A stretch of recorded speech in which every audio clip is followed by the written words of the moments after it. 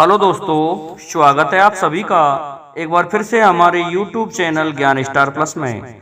तो दोस्तों, आज हमने एक कमेंट चुना है गिरिराज बघेल, साका कला, जिला गुना, मध्य प्रदेश का।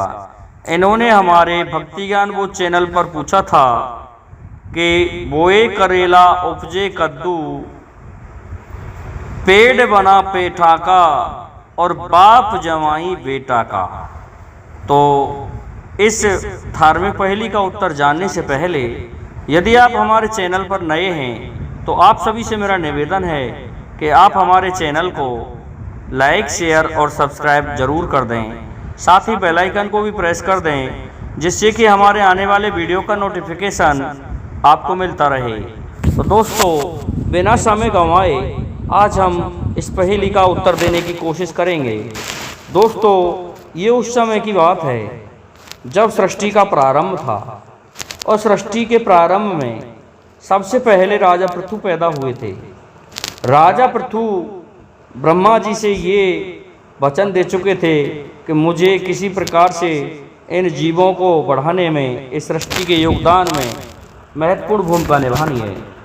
तो राजा पृथु जाते हैं समुद्र के पास में, और समुद्र में उन्होंने क्या किया कि वहाँ पर 10 दीपकों को जलाया, और 10 दीपकों से क्या हुआ दोस्तों, 10 दिक्पाल पैदा हो गए।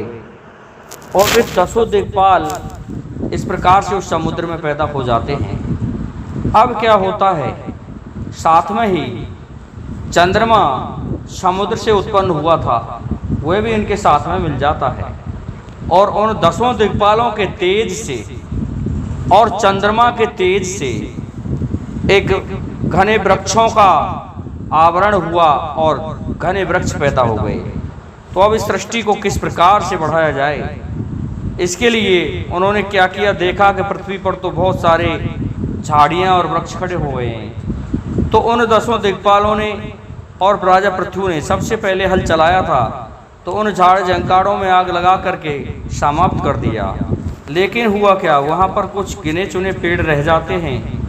उन गिने चुने पेड़ों में राजा पृथु और उन 10 दिक्पालों का तेज आ जाता है, और उन पेड़ों से बताया गया है कि राजा दक्ष का जन्म हुआ। ये कथा आपको श्रीमद् भागवत में भी मिल जाएगी और इसमें विष्णु पुराण में भी मिल जाएगी। विष्णु पुराण में एक हैवरिक नाम के राजा का वर्णन आता है, और उनके इन 10 दिक्पालों का वर्णन आता है, जो कि इसी कथा से संबंधित हैं। अब क्या होता है, तो राजा दक्ष उत्पन्न हो जाता है। दोस्तों, राजा दक्ष को एक अन्य कथा में ब्रह्मा जी के पैर के अंगूठे से उत्पन्न हुआ माना जाता है, लेकिन चंद्रमा के तेज से विष्णु पुराण में राजा दक्ष को उत्पन्न हुआ माना गया है। तो इस प्रकार से चंद्रमा ही राजा दक्ष का बाप हुआ, पिता हुआ। हुआ क्या दोस्तों, राजा दक्ष के 27 कन्याएं पैदा हुई, और उन 27 कन्याओं का विवाह, जिनमें रोहिणी सर्वश्रेष्ठ थी, चंद्रमा से ही हुआ। तो दोस्तों, हुआ क्या था, राजा पृथु ने किया तो कुछ और था, लेकिन हो गया कुछ और। अर्थात उसने तो सृष्टि बढ़ाने के लिए, खेती बोने के लिए हल चलाया था, झाड़ झंकारों को बढ़ाया था, लेकिन उनमें से, उन वृक्षों में से पैदा हो गए प्रजापति दक्ष। तब कहा है कि बोए करेला उपजे कद्दू, और पेड़ बना पेठा का, बाप जमाई बेटा का।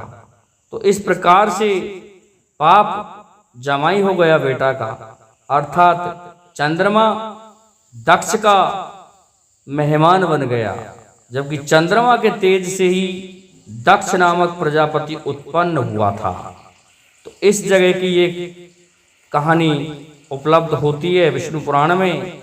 तो दोस्तों, मैं समझता हूँ कि आप हमारे इस उत्तर से संतुष्ट हो गए होंगे, इसलिए आपसे मेरा निवेदन है कि हमारे इस चैनल को लाइक, शेयर और सब्सक्राइब करें। साथ ही इस वीडियो को इतना फैलावें जिससे कि इसे लोग पसंद करें। दोस्तों, आज के लिए इतना ही काफ़ी है। जय हिंद, जय भारत, जय जय श्री राधे, जय जय श्री राम।